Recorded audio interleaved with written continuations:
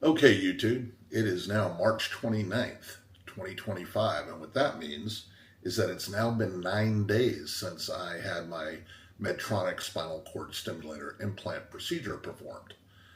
Um, so far, so good.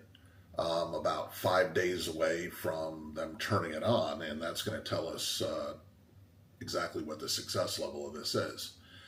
Now, last night, my wife did help me check my bandages, and apparently I had a significant amount of seepage.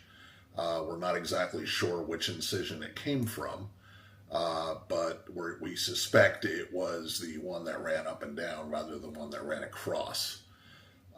So I kind of panicked for a minute, but I went out on Google and I did a quick search asking about seepage from surgery incisions. And basically, what I discovered is that within the first 10 days, it is not uncommon to see some seepage from the surgery incision points.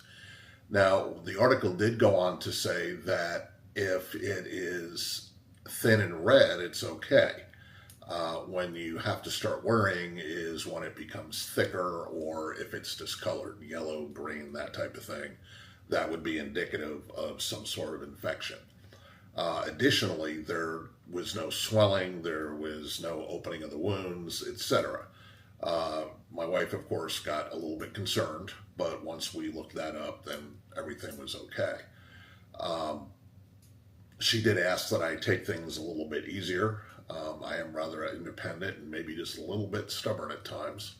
And I like doing things for myself.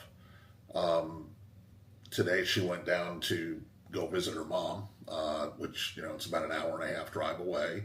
And while she was gone, I needed to take a quick run to the store. So I ran to the store, picked up a few light items from shelves that were directly in front of me, so there was no reaching and no stooping to get anything. Stopped at the car wash on the way back, got the truck washed again because these darn birds just keep doing their business on it. Somehow it's a bird poop magnet. At any rate, got that done, came back to the house, unloaded the stuff that I bought, which was maybe like 3 bags. It wasn't really that much, and it was light stuff, bread, stuff like that. For the most part, the rest of the day, I have taken it pretty easy. I'm going to continue taking it pretty easy. Medication, I actually slept through my alarm to wake up and take my meds last night, so I slept about 7.5 hours. So when I woke up this morning at 7:30, I did take my pain medication. I took it again later today. I'll be taking it again when I go to bed at night, and we will see how that all wraps up in the end. Hopefully I will wake up to the alarm this time and take it during the night, because I don't want to be squirming and possibly migrate my leads. That's been my biggest worry through this whole situation, is that I might migrate something and then not get the effect that I'm supposed to get when they turn it on. Healing up for a number of weeks and not knowing for sure if everything's where it's supposed to be, that's a little nerve-wracking, but I'm doing the best that I can with it for now.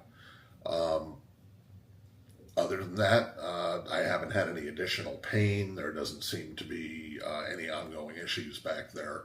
I'm just trying to limit my movement as much as possible, and just walking a little bit. One thing that I will say that's been driving me absolutely nuts is I really, really, really want to get in a good stretch, and I can't do that right now for obvious reasons. But that's about all I have for now. I will be back tomorrow for day 10, which means that I'll be down to only 4 days until they turn me on, and I'm really looking forward to that. So I'll be back tomorrow, guys and gals. Have a good evening, and I'm out.